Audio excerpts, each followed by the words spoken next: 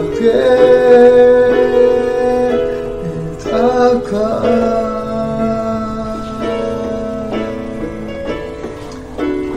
to A to A,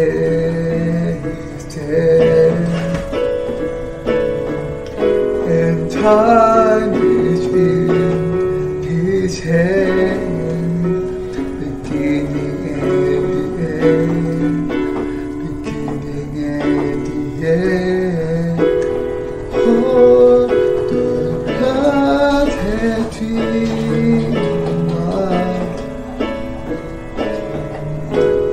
What a spirit sound, the lion and the lamb, the lion and the lamb. How can Saka sing me? How can Saka and always sing? How can Saka? Oh, how can sing with me? How can Saka? Oh, she how can Saka? Let us sing from the beginning. The splendors of the King, God Lord Almighty. They know the earth rejoice. They know the earth rejoice. He'll up and check in God, and God may shall to have, and ever there before, and ever there before. How can we stop God? Stay with me. How can we stop God? And always see how can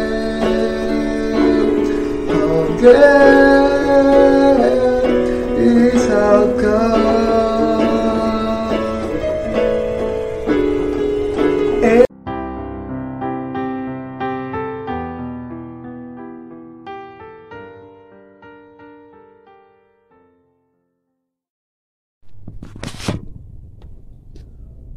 Malapetaka Sangkakala kedua yang diturunkan oleh Allah. Sangkakala kedua ayat 8 sampai 9. Lalu malaikat yang kedua meniup sangkakalanya, dan ada sesuatu seperti gunung besar yang menyala-nyala oleh api dilemparkan ke dalam laut. Dan sepertiga dari laut itu menjadi darah, dan matilah sepertiga dari segala makhluk yang bernyawa di dalam laut, dan binasalah sepertiga dari semua kapal. Kita harus memperhatikan kenyataan bahwa orang-orang kudus juga akan hidup sepanjang malapetaka kedua ini. Dikatakan di sini bahwa sesuatu yang seperti gunung besar dilemparkan ke dalam laut, yang membuat sepertiga dari laut berubah menjadi darah dan membunuh sepertiga dari makhluk yang bernyawa di dalamnya.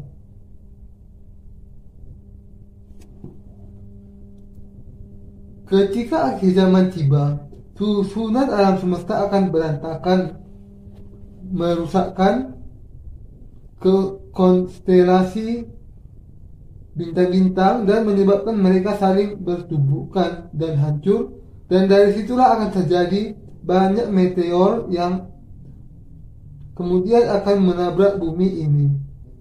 Beberapa dari meteor itu akan berhasil menembus atmosfer dan jatuh ke dalam laut dengan kecepatan dan kekuatan penuh, membuat sepertiga dari laut menjadi darah, membunuh sepertiga dari makhluk yang bernyawa di sana, dan menghancurkan sepertiga kapal-kapal. Ini malapetaka sangkakala kedua di antara malapetaka ketujuh sangkakala. Apakah kemudian kita bisa makan ikan dari laut atas atau berenang di sana sesudah semua ini terjadi? Tentu saja hal itu tidak mungkin lagi. Ketika suatu asteroid yang seperti gunung yang besar jatuh ke laut, sepertiga dari laut akan berubah menjadi darah. Sepertiga dari makhluk yang bernyawa di sana akan mati, membuat laut menjadi busuk karena bangkainya. Dan gelombang pasang serta gempa bumi tidak hanya menghancurkan banyak kapal, tetapi juga membunuh banyak orang. Saya ingat menyaksikan sebuah film tentang asteroid yang jatuh ke laut dan menyebabkan gelombang pasang yang menutupi seluruh dunia. Produser film itu, saya yakin, memiliki gambaran yang sangat jelas tentang akhir zaman di dalam pikiran mereka ketika membuat film ini. Malapetaka besar yang menyerang dunia ini adalah kenyataan yang bisa dimengerti dengan gampang bahkan oleh orang yang tidak percaya. Orang-orang yang tidak terhitung banyaknya akan terbunuh oleh malapetaka meteor yang jatuh. Tetapi karena hanya sepertiga penduduk dunia yang terbunuh, Anda dan saya masih terus hidup di dunia ini sampai malapetaka ketujuh cawan dicurahkan. Orang dulunya sering percaya bahwa pengangkatan akan terjadi setelah masa kesengsaraan besar selesai, tetapi dengan munculnya teori pengangkatan pre-tribulasi, banyak teolog yang kemudian justru percaya kepada teori pengangkatan pre-tribulasi ini. Lebih buruk lagi, ajaran amilenialisme yang menyangka adanya kerajaan 1000 tahun juga muncul di zaman ini. Para teolog dalam ketidakmampuan mereka untuk memahami keseluruhan kitab Wahyu sekarang berusaha hanya untuk melarikan diri dari firman ini. Mereka yang akan kehilangan pengharapan di dunia ini karena malapetaka yang akan datang akan menjadi kontras yang sangat jelas dengan orang-orang kudus yang dilahirkan kembali yang akan bertahan dalam situasi itu, karena menempatkan pengharapan mereka hanya kepada kerajaan 1000 tahun dan langit baru dan bumi baru yang dijanjikan oleh Tuhan. Kita harus mempersiapkan iman kita karena akhir zaman sudah semakin mendekat kepada kita, dan bukannya melakukan hal itu, banyak orang justru lebih senang berbicara mengenai pengangkatan pre-tribulasi atau amilenialisme, berusaha untuk menghindar dari menghadapi iman yang benar. Karena mereka percaya bahwa Yesus akan kembali ke angkasa ketika mereka melakukan kegiatan sehari-hari mereka, kehidupan yang tidak ada gangguan, dan karena mereka percaya bahwa mereka akan secara langsung diangkat ke kerajaan Allah tanpa terlebih dahulu mengalami malapetaka itu, mereka tidak mempersiapkan iman mereka untuk masa kesengsaraan besar sama sekali. Secara sepintas, mereka yang merasa santai dan tidak mempersiapkan diri untuk masa kesengsaraan besar mungkin nampak sangat berani. Alasan mengapa orang-orang berdosa yang tidak dilahirkan kembali nampaknya sangat berani di masa kesengsaraan besar adalah karena jiwa mereka sudah menjadi mabuk karena dusta para nabi palsu, sudah mati, dan sama sekali tidak memiliki keinginan rohani sama sekali. Karena alasan yang sama, yaitu karena jiwa mereka sudah mati. Orang tidak mau mendengar dan bahkan menolak Injil air dan roh yang memampukan mereka untuk dilahirkan kembali dari air dan roh dan masuk ke dalam kerajaan Allah. Yohanes pasal 3 ayat 5. Tetapi orang-orang yang dilahirkan kembali harus mempersiapkan iman mereka untuk kesengsaraan akhir zaman, tidak peduli bagaimanapun kenyamanan mereka di dalam kehidupan kita sekarang. Mereka harus siap untuk masa depan yang akan terjadi dengan memelihara di dalam pikiran mereka kerinduan untuk memberitakan Injil kepada mereka yang akan setia kepada Allah, sehingga mereka juga bisa menyelamatkan sebanyak mungkin orang di sepanjang masa kesengsaraan itu. Mengabaikan kedatangan masa kesengsaraan besar yang semakin mereka adalah suatu kebodohan. Mereka yang melakukannya akan tidak berdaya di depan malapetaka itu, seperti yang terjadi di Perang Korea. Sebelum Perang Korea terjadi, Amerika Serikat sudah mendeteksi adanya mobilisasi besar-besaran di pasukan Korea Utara dan memperingatkan Korea Selatan akan kemungkinan adanya invasi mendadak. Tetapi pemerintah dan pihak militer Korea Selatan sepenuhnya mengabaikan peringatan itu sampai mereka mengirim pasukan untuk mengadakan liburan dan membiarkan para perwira yang bertugas di garis depan untuk menikmati weekend mereka pada hari ketika invasi itu sungguh-sungguh terjadi. Karena mereka tidak siap untuk perang walaupun intelijen tentang invasi Korea Utara sudah dipersiapkan bagi mereka, mereka tidak bisa menahan serangan Korea Utara dan kemudian dipaksa mundur dalam waktu singkat sampai ke front terakhir di ujung sebelah selatan sekali. Pada saat Korea Selatan dengan terburu-buru memanggil kembali pasukannya dari liburan dan berusaha untuk mengorganisir pasukan untuk peperangan itu, garis depan mereka sudah ditembus dan mereka tidak memiliki pilihan lain kecuali terus mundur dengan korban yang sangat besar. Demikianlah celaka yang akan menimpa kita kalau kita tidak percaya kepada firman Allah yang memberitahukan mengenai akhir zaman. Tetapi kalau kita dengan tulus mempercayainya, kita bisa lepas dari celaka yang demikian. Wahyu berbicara mengenai pengungsian pada masa kesengsaraan, tetapi tidak dijelaskan dengan jelas mengenai lokasinya. Akan tetapi, dikatakan di sana bahwa orang-orang kudus akan dilindungi dan dipelihara di suatu tempat pengungsian. Pengungsian ini tidak lain dari gereja. Di mana lagi orang bisa menemukan tempat perlindungan di dunia ini? Beberapa orang mengatakan bahwa mereka bisa bertahan kalau melarikan diri ke Israel. Tetapi sebenarnya Israel akan menghadapi kesengsaraan yang jauh lebih besar. Anda harus menyadari bahwa karena Antikristus sendiri akan membangun markas pusatnya di Israel, malapetaka akan menjadi semakin parah di sana.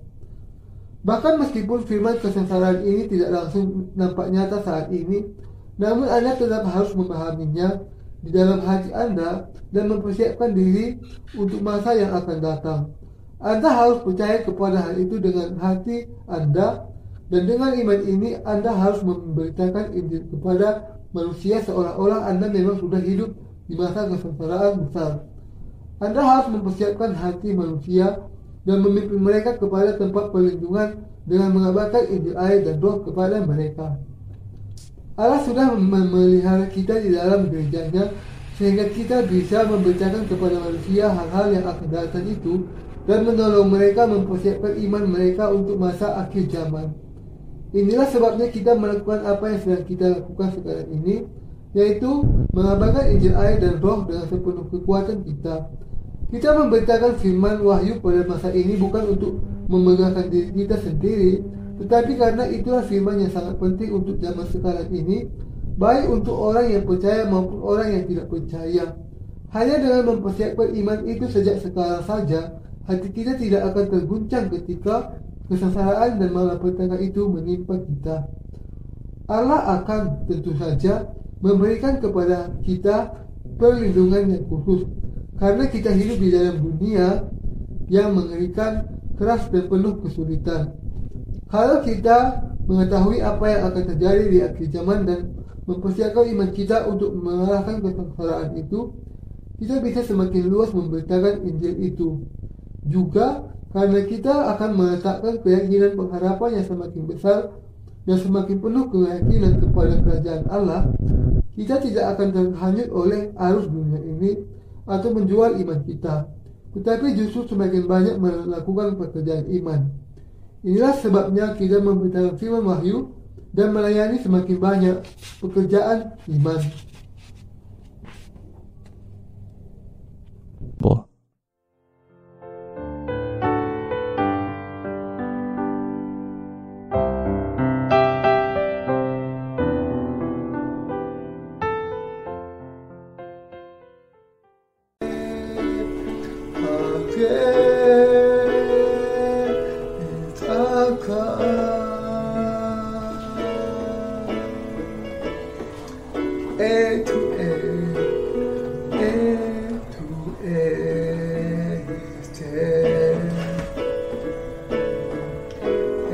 time is in His hand, beginning and the end, beginning and the end. Oh, the God had dreamed what the Spirit sound, the lion and the dread, the lion and the dread. How can Saka sing me? How can Saka and always sing? How can Saka? Oh, how can sing with me? How can Saka? Oh, she how can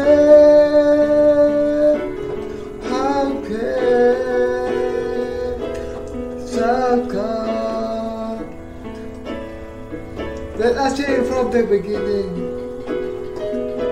The splendors of the King, the Lord humanity, their dirty earthy joy, their dirty earthy joy. He'll up and check in dark,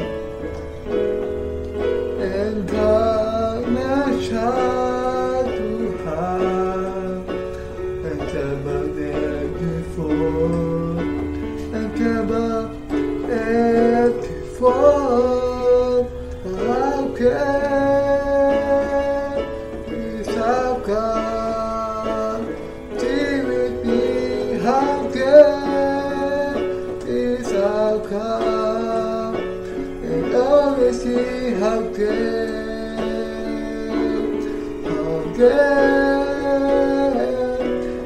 Saka?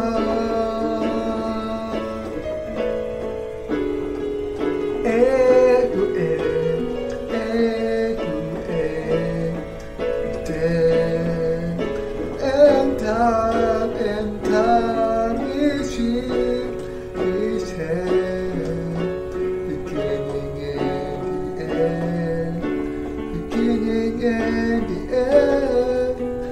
The God